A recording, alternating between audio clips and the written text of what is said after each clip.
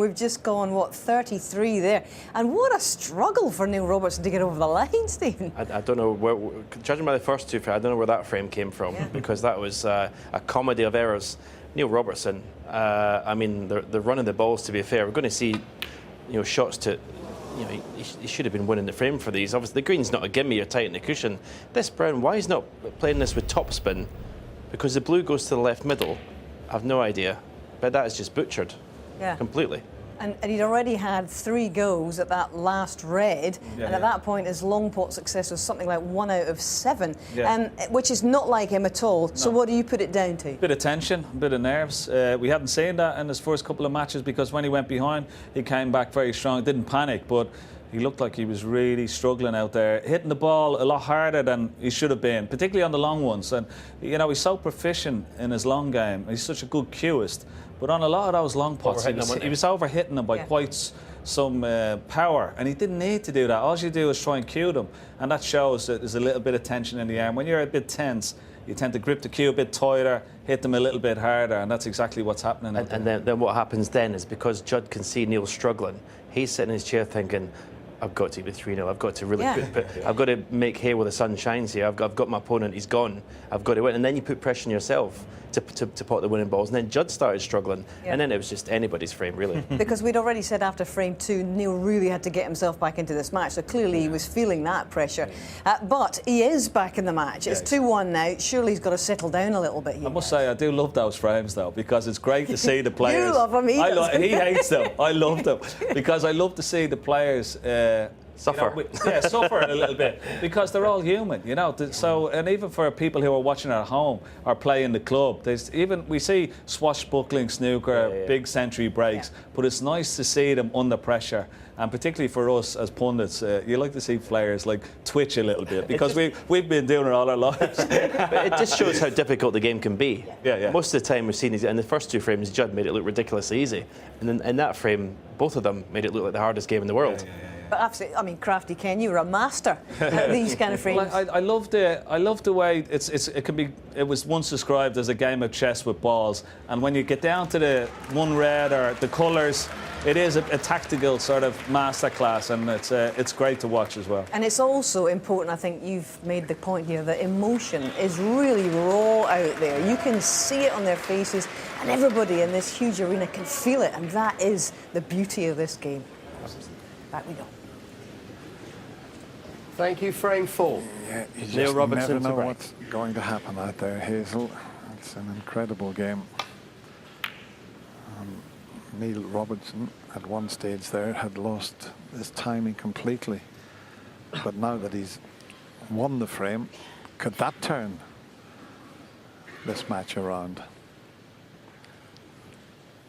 Judd left with a tempter.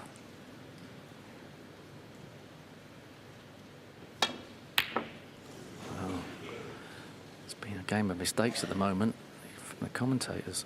3-0 Judd Trump, I said. I think morally I felt 3-0. Neil's been playing so badly.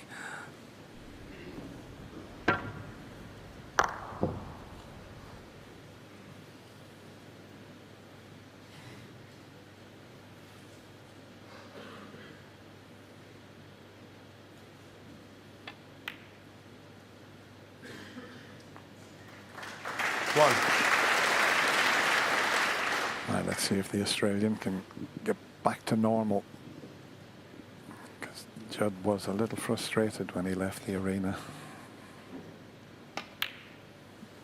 But Neil had all sorts of luck towards the end of that 3rd frame. He kept smiling every time he got away with it.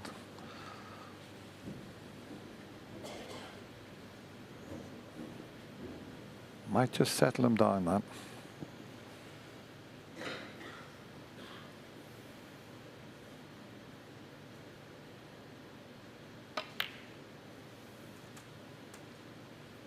Four.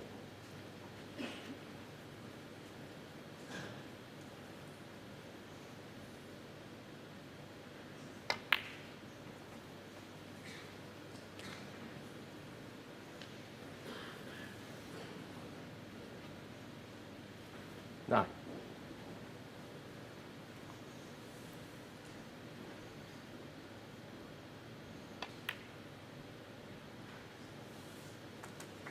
That was better.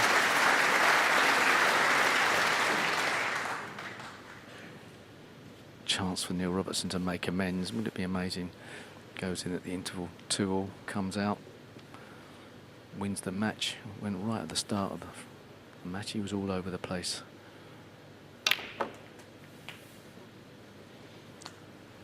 Yeah, we can always pick a shot out that can turn a whole match around, and he did it against his match with Mark Williams.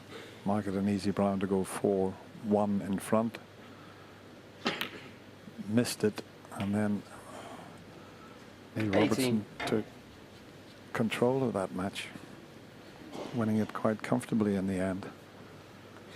And that last frame could be a huge turning point in this semi-final.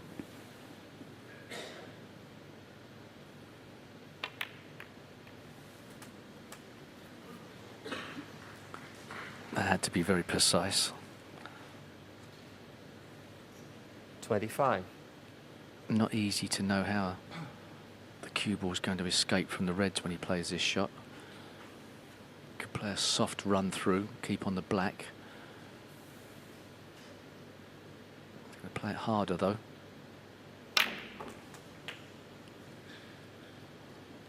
Good choice. 26. Yes, he had to trust to luck. Didn't really know where the cue ball was going to go. Could have gone in off in the middle pocket. That would have been unlucky, but he's opened the reds up.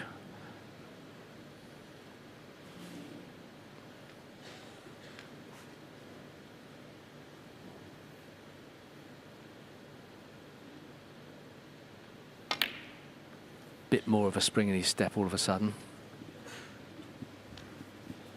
And wouldn't it be ironic if he goes on and makes a frame-winning break here? I wouldn't put it past him, because he must be feeling on top of the world after that last frame.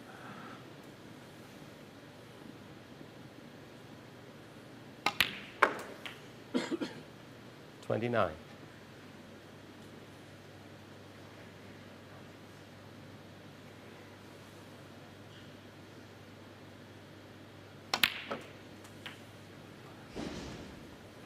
He's a different player now. 36. It's amazing what a little bit of 37. confidence does, certainly at this sport. Well, any sport, it's all about confidence and self-belief. And it seems to be back with Neil Robertson again. It's tough to achieve the confidence after the frame before, but he's had a few nice shots to start with, and it's just got his cue arm going.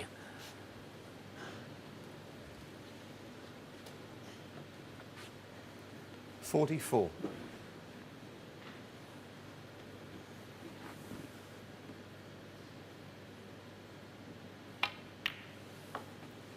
$45.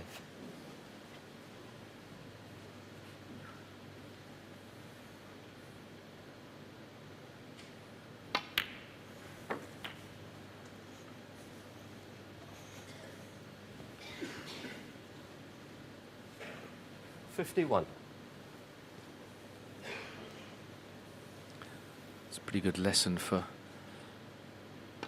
club players here. 52. You need to be optimistic as a snooker player. Forget everything that's gone before. There's always a chance to rectify things. Believe in your ability.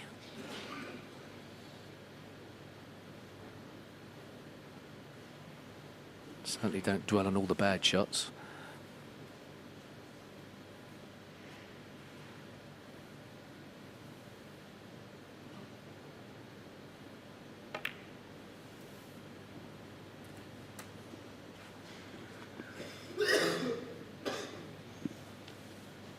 Those two reds that are just between the pink 58. and black are a little awkward. I think they may be available, or one of them into the right middle pocket. 59. I think Neil's already looked at that.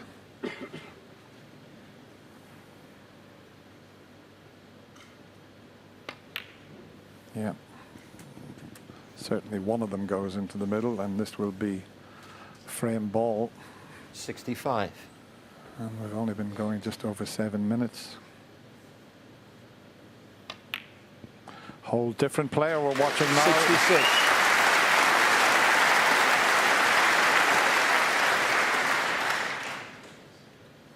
Amazing, isn't it? You could argue he doesn't deserve to be 2-all,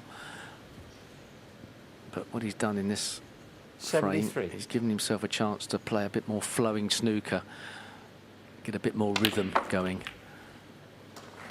74. Well, here's the talk about the century breaks that made both these players. 48 centuries this season for Neil, 57 last season. Judd Trump at 74 last season, 51 this season. 80. As I mentioned earlier, we've had 20 so far 81. in this year's Masters. Neil's just had the one. Be very difficult to make one with the two reds as they are. On the way that Neil's played in this frame, you could argue he doesn't really want the interval. He's just got warmed up.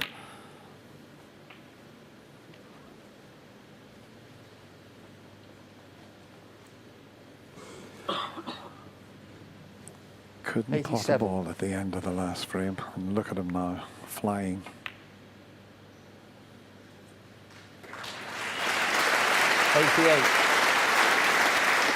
And the perfect angle to pot the blue and drop it in behind the last red.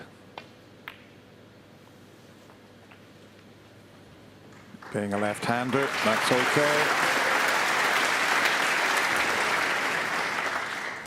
93.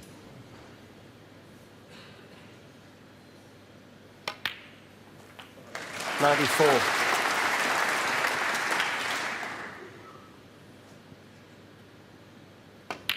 That's a fabulous century break from the Australian. 100.